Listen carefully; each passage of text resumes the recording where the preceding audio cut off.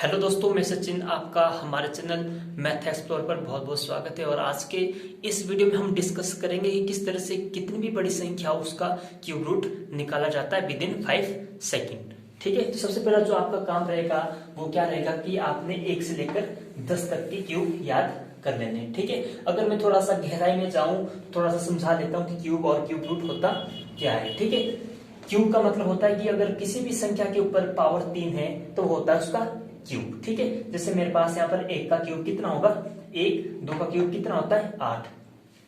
और जो क्यूब होता है उसका मतलब होता है दोस्तों, जैसे मेरे पास है 2 का क्यूब, तो 2 का क्यूब होता है 8 और ये निकलता कैसे है। और जो पावर 3 है इसका मतलब होगा कि 2 को 3 बार गुणा करना है। ठीक है, 2 दूनी 4 दूनी 8, तब निकलेगा आपका 2 का क्यूब। अगर मैंने निकालना है 4 का क्यूब, 4 के क्यूब का मतलब है कि 4 को आपने 3 बार गुणा करना है, तो आपका निकल जाएगा 4 का क्यूब यानी 4 का घन। ठीक है, तो कितना आएगा 4 चौके 16, 16 चौका 64, 4 का घन आएगा 64।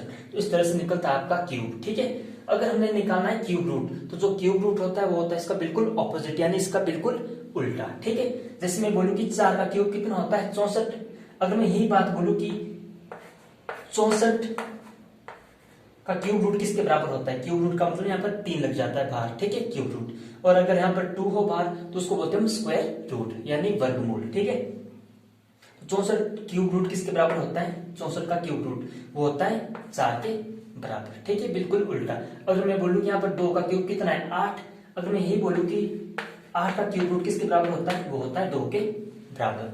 तो जो क्यूब है और क्यूब रूट है वो एक दूसरे के बिल्कुल ऑपोजिट है। ठीक है दोस्तों, अब देखते हैं कि किसी भी संख्या का जो क्यूब रूट है वो किस तरह से निकाला जाता है। ठीक है, अब कोई एक संख्या लेते हैं, जैसे मेरे पास है कोई एक बड़ी संख्या 15,625, हमने इसका क्या निकालना है क्यूब रूट, वो भी 5 सेकंड के अंदर। ठीक है, तो आपने क्या करना है कि केवल बस आपने क्या करना है कि आपने कंसेप्ट समझने की कोशिश करनी है। अगर आपको एक क्वेश्चन आ गया तो बाकी सभी क्वेश्चन एक जैसे ही होते हैं। ठीक है, मेन चीज होती है कंसेप्ट। ठीक है, तो आपका जो फर्स्ट स्टेप रहेगा इसमें, इतनी बड़ी संख्या इसका क्यूब रूट कैसे निकालेंगे। ठीक है, जो फर्स्ट स्टेप रहेगा आपने क्या करना है कि 3-3 के समूह लेके चलने हैं। ठीक है, 3-3 के समूह लेके चलने राइट से लेफ्ट की ओर। ठीक है, तो पहला समूह बन गया 3 का यहाँ पर, अब दूसरा समूह 3 का नहीं बना तो कोई बात नहीं, रहने दो। ठीक है, पहला समूह बन गया 3 का यानी 625। ठीक है, अब इसमें देखना है लास्ट अंक, लास्ट अंक कितना है 5। अब देखेंगे जो लास्ट अंक है उसका क्यूब का लास्ट अंक देखना है, 625 है, इसका लास्ट अंक है 5, इसके क्यूब का लास्ट अंक देखना है। ठीक है, तो 5 का क्यूब कितना होता है 125 और उसका लास्ट अंक कितना है 5, तो यानी जो 625 है इसका जो लास्ट अंक आ गया वो कितना आ गया 5। अब 625 का काम हो गया बिल्कुल खत्म। अब मेरे पास बचा वापसी 15। ठीक है, अब जो ये 15 है, अब देखेंगे जो 15 है वो किन दो संख्याओं के क्यूब के बीच में आता है। ठीक है, अब 15 देखो किन दो संख्याओं के क्यूब के बीच में आता है, वो आता है 2 का क्यूब 8, 3 का क्यूब 27, यानी 2 और 3 के क्यूब के बीच में आता है। ठीक है, तो यहां से लेंगे हम छोटे वाली संख्या का क्यूब। ठीक है, छोटे वाली क्यूब संख्या कितनी है 2, तो यहाँ पर आ जाएगा 2 यानी क्यूब रूट 15,625 किसके बराबर आ गया 25 के बराबर। तो ये आ गया इसका, मेरे पास इतनी बड़ी संख्या है और इसका क्या निकाला मैंने क्यूब रूट यानी घनमूल।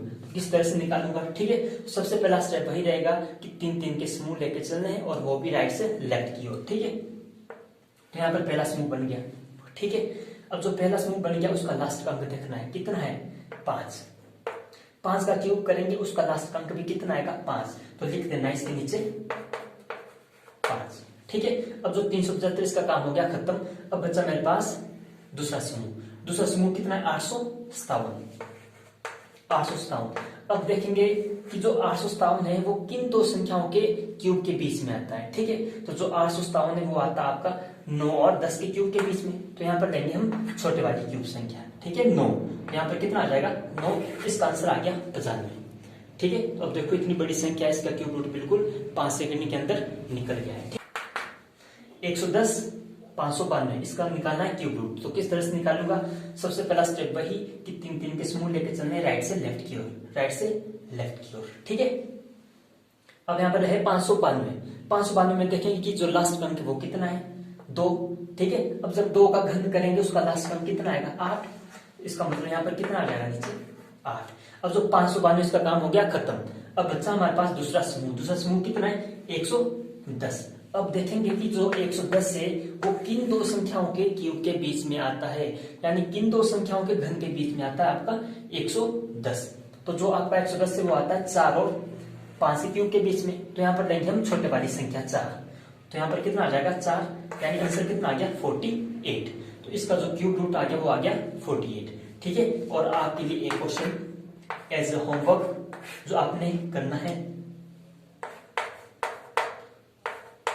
इसका आपने निकालना है क्यूब रूट। ये वीडियो अच्छी लगी तो वीडियो को लाइक कर दें।